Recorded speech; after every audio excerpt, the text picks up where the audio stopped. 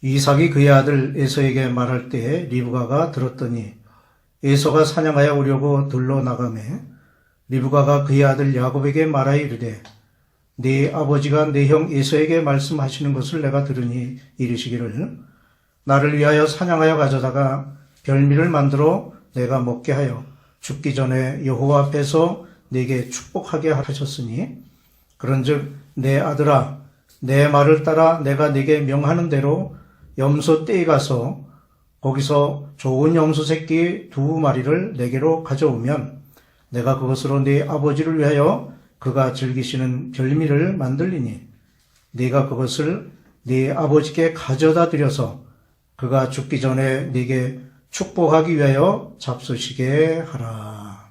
아멘. 에서보다 야곱을 더 사랑했던 리브가는 어느 날 남편 이삭이 장자 에서에게 별미를 만들어 오면 축복해 주겠다는 말을 엿듣게 됩니다. 리브가는 에서가 사냥을 나가는 것을 확인하고 계책을 세워 에서 대신 야곱이 축복을 받게 하려고 했습니다. 리브가는 아들 야곱을 급히 불러 엿들은 이야기를 말하고 양을 잡아다가 별미를 만들어 아버지께 잡수시게 한 다음 에서에게 베풀 축복을 가로채게 하였습니다. 이 과정 중에 리브가는 야곱이 축복받기를 얼마나 힘썼는지 이렇게 말합니다. 내 말을 따라 내가 네게 명하는 대로 너는 행하라. 가끔 우리는 목적을 위해서 수단을 가리지 않고 행동하는 사람을 볼 때가 있습니다. 이런 사람들은 남에게 해를 끼치게 되고 결국 사람들의 호감을 잃어버리게 됩니다. 그런데도 그 사람은 수단을 가리지 않는 행동을 통해서 자신에게 이득이 있다고 생각합니다.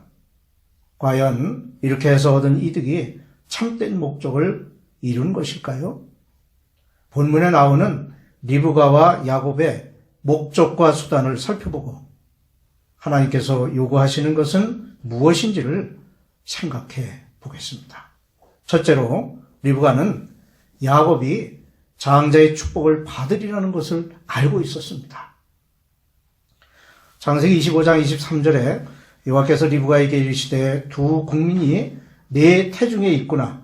두 민족이 네 목중에서부터 나누이리라. 이 족속이 저 족속보다 강하겠고 큰 자가 어린 자를 섬기리라. 그렇습니다.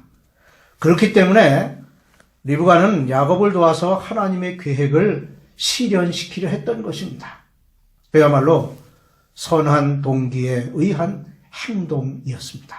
하지만 남편의 행동을 수정하기 위한 그녀의 행동은 결코 정당화될 수 없는 것입니다. 이러한 리브가의 행동은 앞서 말한 목적을 위해서 수단을 가리지 않는 사람들과 같은 것일 뿐입니다. 사라 또한 리브가와 같은 생각을 가졌습니다. 사라는 하나님께서 아브라함의 자손을 번성하게 하시겠다는 계획을 알고 있었기 때문에 하갈을 들여보내 남편과 동침하게 했습니다. 그 결과 어떻게 됐습니까? 그들 사이가 불화하게 되었고 하갈이 자식과 함께 쫓겨나 오늘날의 중동 문제를 야기하게 된 것입니다. 사라나 리브가는 하나님의 계획을 실현시키기 위해서 자신들이 옳다고 생각하는 방법을 사용했지만 그것은 모두 그릇된 수단이 되고 말았습니다. 하나님께서는 이런 일들에 대해서 다음과 같이 말씀하십니다. 이르시되 나는 전능한 하나님이라. 너는 내 앞에서 행하여 완전하라. 둘째로 하나님은 목적과 수단이 선하기를 원하십니다. 하나님께서는 우리의 모든 목적과 수단이 선해야 한다고 말씀하십니다. 하나님께서 계획하신 일들을 이룰 수 있도록 돕는 것은 아주 아름다운 일이죠. 하지만 그것이 인간적 교만과 자신의 이익을 위한 수단으로 사용된다면 그것은 큰 죄를 범하는 것이며 하나님의 뜻에 역행하는 것임을 알아야 합니다. 우리가 정한 어떤 목적이 아무리 유익하고 선하다 할지라도 선해야 하는 행동으로부터 조금이라도 벗어나게 되면 그것은 참된 믿음과 실천이 될 수 없는 것입니다. 왜냐하면 아무리 선한 목적을 위한 것이라 할지라도 그 방법이 악하게 되면 그것은 결코 선한 뜻을 이룰 수 없게 되고, 설사 그러한 방법에 의해서 뜻이 이루어진다고 해도 그 악한 행동이 정당화될 수 없기 때문입니다. 예를 들면 이런 것들이 있죠. 도스토옙스키의 소설 죄와벌. 거기에 나오는 라스콜리니코프. 그는 노파가 러시아를 좀먹는 벌레인 줄로 오인했고, 베니스의 상인에 나오는 샤일록은 인간에게 붉은 피가 있을 줄을 몰랐습니다. 또 히틀러는 600만 명의 유대인들을 죽이는 일에는 성공했지만 그들에게 영혼이 있는 줄은 몰랐습니다. 이와 같이 야곱은 아버지 이삭에게 축복받는 일은 성공했지만 부모와 형제까지 외면한 이기심과 속임수를 하나님은 원치 않으심을 알아야 할 것입니다. 셋째로 우리의 행동을 살펴봅니다. 과연 우리는 하나님의 뜻을 따라 하나님의 계획하신 그 일들을 선하게 행하고 있습니까? 많은 경우 그리스도인들조차도 선한 목적을 실현하기 위해서 잘못된 수단을 너무나 자연스럽게 사용하는 것을 볼 수 있습니다. 그들은 목적을 위해서 수단은 단지 방법론에 불과하다고 생각하면서 선한 목적을 이루기 위해서는 잘못된 수단은 정당화될 수 있다, 그렇게 주장합니다. 그들은 단지 목적을 실현하기 위한 욕망으로 수단이 정당한가에 대한 판단력을 상실하고만 사람들입니다. 이러한 생각은 목적이 수단에 선행한다는 그릇된 사고를 가지고 있는 경우가 많습니다. 이런 잘못된 생각에서 벗어나지 못하고 계속해서 시행착오를 이어오고 있는 것입니다. 목적이 수단을 선행할 수 없지요. 차라리 수단이 목적을 선행한다고 말하는 것이 옳을지도 모릅니다. 예를 들어 공부하는 학생이 훌륭한 의사가 되겠다는 목표를 가지는 것은 공부한다고 하는 수단에서 비롯된 것이기도 하죠. 여기서 말하는 목표와 목적은 다른 의미를 가진 것이라 할 수 있지만 결국 그 목표가 지향하는 바가 목적이므로 목표와 목적은 같은 것이라고 볼 수 있습니다. 이와 같이 목적은 수단을 선행하는 것이 아니며 수단의 정당성이 무시된 채 목적만이 가치가 있다고 말할 수도 없습니다. 목적의 가치가 상실되게 되면 수단의 정당성도 역시 필요 없는 것이 되고 말 것입니다.